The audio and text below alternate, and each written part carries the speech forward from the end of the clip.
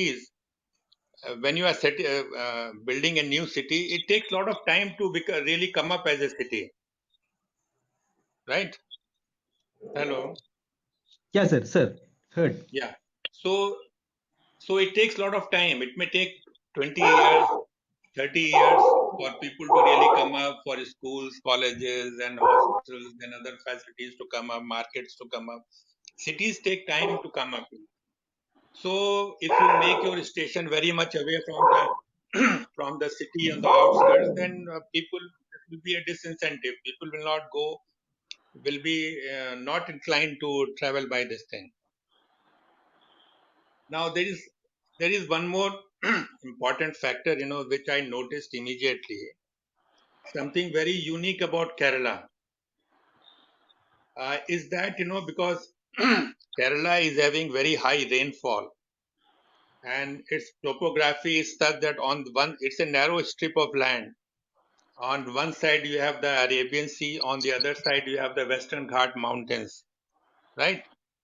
So water comes from the mountain during heavy rains. Water comes rushing down from the mountains, and then it goes enters into backwaters, and then finally it goes into the sea.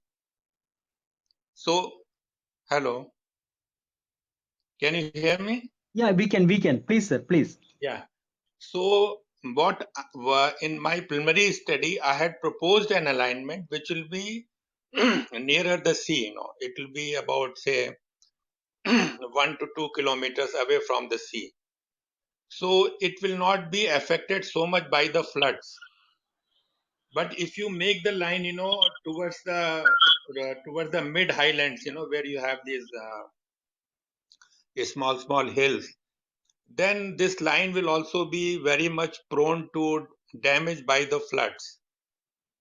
And I mean, Kerala has seen some very devastating floods in the last 10 years, and a lot of damage was also this thing. So I think this is another danger, a sort of a environmental issue is there, that if you make a railway line, then you will be making a lot of embankments. In fact, this line is mostly on embankments. It is almost 75% on embankments, and only 25% is in bridges, viaducts, and some small tunnels. So this construction of this line will also affect the movement of rainwater, flood waters, which is being brought down from the Western Ghat hills and then going to the backwaters. So this is another very important issue. And in my view, the cost estimate is a gross underestimation. They are saying that the cost will be about 64,000 crores. Uh, it is their estimate, but I think the cost will be much higher. It will not be less than 1 lakh crore. And now, related to this is another issue of traffic projection. How much traffic this line will get? So, because of all the shortcomings which I have pointed out, stations being far away, then this line will be a standalone line. Your trains cannot go to other places, say Mangalore or Coimbatore or Kanyakumari side. So it is a standalone line. So its traffic, that people traveling will be very less.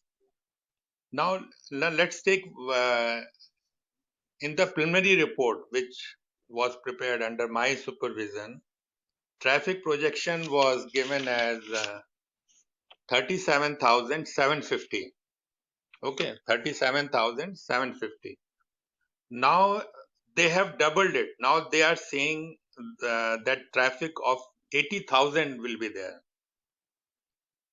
Now this is highly improbable. It's not possible at all.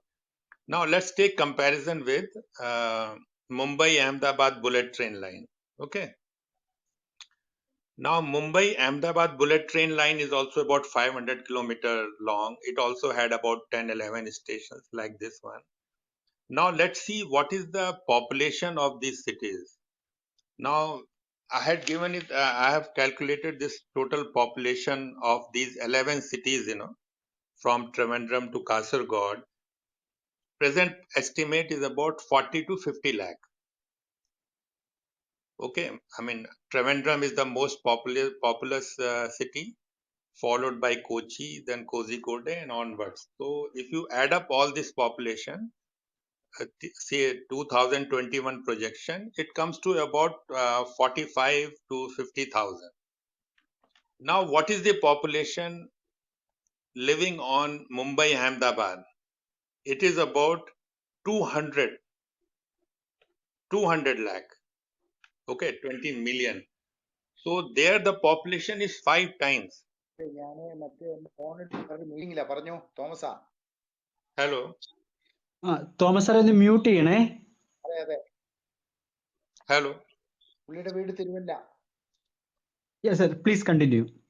Yeah, so we are seeing this comparison that Mumbai Ahmedabad line has total population in those cities which it will be running through of about 200 lakh, 20 million. Where in Kerala line it is only about 4 to 5 million. So population on Mumbai Ahmedabad is about 5 times more. Okay, but you know what is their traffic projection? Their traffic projection is only 35,000. So how can they have projection of 80,000 for Kerala line when the population is very less here, is only 20%, and most of your cities are outside the main city? So this traffic projection is highly exaggerated. I mean, this simple comparison will, I think, convey the point. So this is the thing, that if you make it on broad gauge, this line, if we make it on broad gauge, then many of these limitations will come down. Traffic utilization of the line will improve because your existing important trains will also be running on that line. Okay, so utilization from that point of view. Secondly, because the main line will be going through the main city center, so both people will patronize this line. They will find it more convenient to go by train rather than going by car, or maybe even taking a plane. So the stations will be in the city center, and integration with this thing, extension of the trains to neighboring states like Kanyakumari to Coimbatore and onwards to this thing. So by making this line on broad gauge, you improve everything. Your cost of construction comes down, your requirement of land comes down, your capacity utilization improves. So almost everything is an add-on. In every possible way you benefit by going for broad gauge. But if you go for standard gauge, then it will seriously compromise on almost everything. Now let's come to now there is one more thing I want to add here. You people might be remembering when I went to when I came to Trivandrum in December 18 to do this study. Everybody was saying, wherever I went, if I went to a bank or if I went to that this line will be elevated. It will be throughout elevated from one end to the other end. So requirement of land will be very less, disturbance to the existing population will be very less. So everybody was having this impression, this line will be elevated throughout. But now when they realized that cost of elevated line will be extremely high. It will be something like double of what it is here at the present. It will be something like 200 crores per kilometer. So they had to change everything, and now, as I was saying, about 75% of the line will be on ground, on embankment, uh, and only 25% will be on bridges, viaducts, and some tunnels. So, I mean, this is how the project was marketed as being very much people friendly, but it turns out that no, is going to cause a lot of displacement to the people, lot of inconvenience to the people who will be affected by the construction of this line. Now, I will come to the issue of land now. Now, I have seen the media. I have not seen the latest report, but I have seen the media reports. They have given requirement of land as very less. I think they are keeping width of the land as about say 18 to 20 meters only. Okay, just 18 to 20 meter wide land they propose to acquire. Now, what happens to people who have houses adjacent to this strip of land? Now, I am sure that those people will find it very inconvenient that a train uh, running at 200 km per hour, and because this is a high capacity line, almost every 5 to 6 minutes or every say maybe even 10 minutes, there will be in peak hours every 4 or 5 minutes there will be a train. So it will be like living in Bombay along the railway track where suburban trains are running. They are, so that's a very important factor, Uh, in my view, they should have acquired not 18 to 20, but at least 40 meter of land, 40-meter width of land, so that people who will be living near the railway line, their uh, their comfort, their conveniences will not be affected. Okay, but because now they have reduced the requirement of land, this is going to have serious implications. Now, either they should compensate people, because people whose houses are very near, they should be compensated for the noise and for all these things, so many trains running on this thing.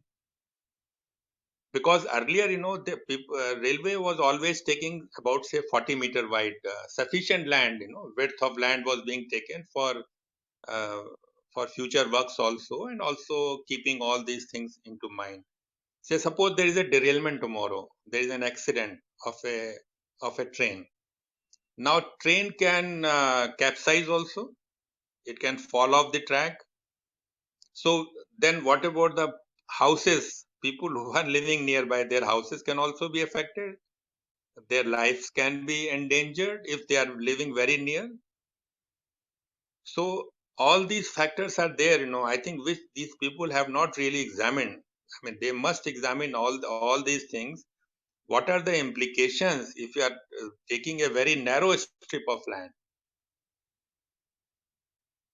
They may say that we will provide sound barriers to reduce noise, but sound barriers, they all have their limitations.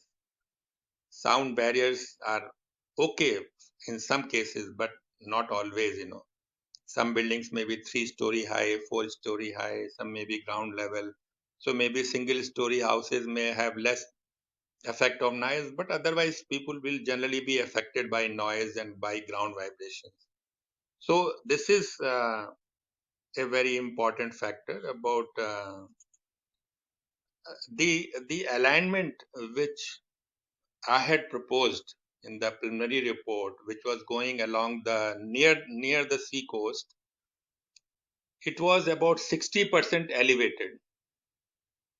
It was 60% elevated, so that reduces the effect on people, because elevated line does not create so much of noise, so much of vibrations, because it is on pillars, and then it goes into deep foundations, so effects are less. Whereas a line on embankment creates much more noise and vibrations. A line going on, that's why this Bombay Ahmedabad bullet train line is 97% elevated. 97% elevated, and I have got this figure with me. I'll just show you.